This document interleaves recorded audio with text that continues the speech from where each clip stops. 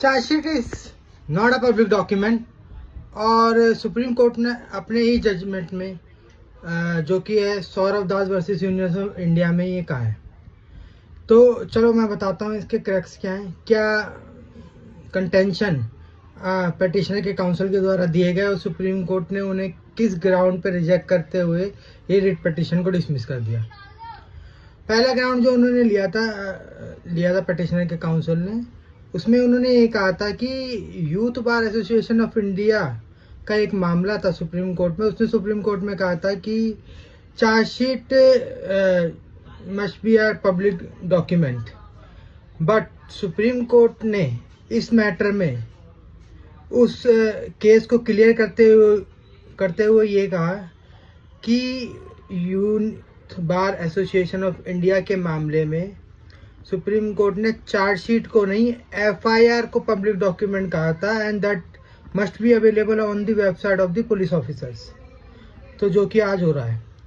Second जो contention argument petitioner के counsel ने की, उसने कहा under section 207 and 173 of the CRPC, it is a duty of the police officer to provide a charge sheet. So according to that, the charge sheet must be on a public domain. तो supreme court ने इस बात के counter argument में इसका तर्क contention देते हुए कहा कि अंडर सेक्शन 207 में a duty has been cast on the investigation officer to provide a copy of documents and report made by that police officer, and under section 173 clause 4 the duty on the officer, investigation officer, that all the related documents and final report which has been sent to the magistrate, copy of that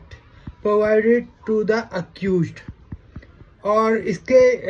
और एक और बात supreme court में इसमें कही, supreme court ने कहा कि अगर इन सेक्शन को ध्यान में रखते हुए चार्जशीट को पब्लिक डॉक्यूमेंट डिक्लेयर कर दिया जाएगा तो it will be contrary to the criminal code of procedure and clearly violation of the victim, accuse as well as the investigation officer. तो थर्ड कंटेंशन जो अब पटिशनर के काउंसिल ने दिया, उन्होंने कहा the Indian evidence section 74 and 76 of Indian evidence act is also defined. तो 74 जो इंडियन एविडेंस एक्ट है वो कहता है that talk about the public document and section 76 is talk about the private documents, कि प्राइवेट डॉक्यूमेंट क्या है, public document क्या है। तो सुप्रीम कोर्ट में इसमें अपना कंक्लूजन बताते हुए कहा कि under section 74 those documents are the public document which under the control of the public servant and given as a certified copy to the others। पर चार्जशीट की कोई भी सर्टिफाइड कॉपी पुलिस ऑफिसर नहीं देता है, आप कोर्ट में submit होने के बाद चार्जशीट की सर्टिफाइड कॉपी ले सकते हैं। और सेकंड थिंग इसमें ये कहा जो 76 है that is talk about the private